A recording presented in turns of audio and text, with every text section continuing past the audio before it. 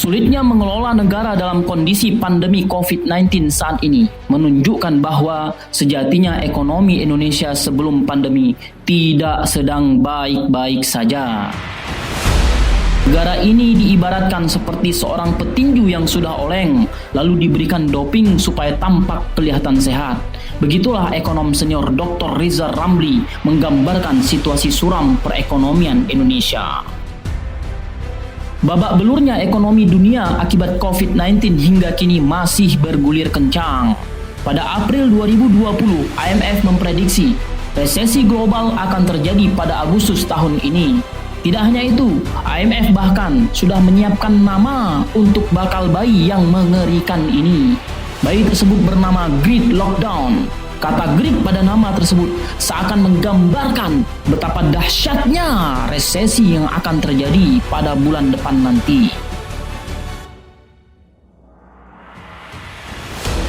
Dalam laman web resminya, IMF mengatakan Great Lockdown adalah resesi terburuk sejak Great Depression 1930, bahkan jauh lebih buruk dari krisis keuangan global.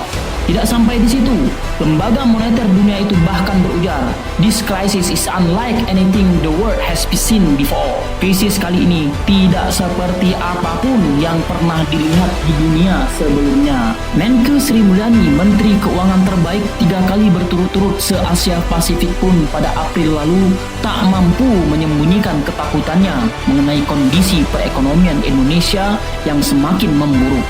Menurutnya, jika pertumbuhan ekonomi Indonesia terus negatif di kuartal kedua, maka perekonomian nasional pasti memasuki zona resesi.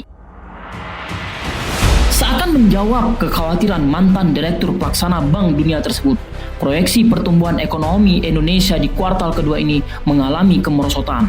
Kementerian Keuangan menulis angka negatif 3,8%. Badan Pusat Statistik menyebut minus 4,6%.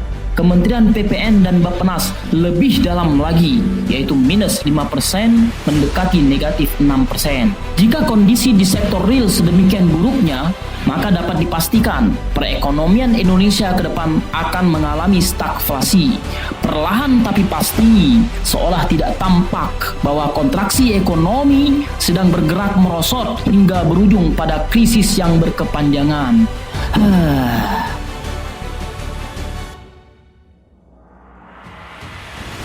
Maka tidak berlebihan jika situasi perekonomian yang suram tersebut adalah akibat bawaan dari diterapkannya sistem ekonomi yang suram juga, yaitu kapitalisme. Mau tidak mau, negeri ini harus mencari alternatif sistem. Karena akibat sistem ekonomi yang kapitalistik telah menyebabkan negeri ini masuk ke dalam jurang krisis yang semakin dalam. Sementara melirik pada sistem ekonomi sosialis jelas mustahil. Selain batil, fakta bahwa sosialisme telah gagal sejak permulaan ia diterapkan. Maka, jika Islam menjadi pilihannya, mampukah Islam menyelamatkan ekonomi umat dan dunia? Simak penjelasannya dalam Islamic Civilizations in Malay Archipelago Forum, the 4th edition.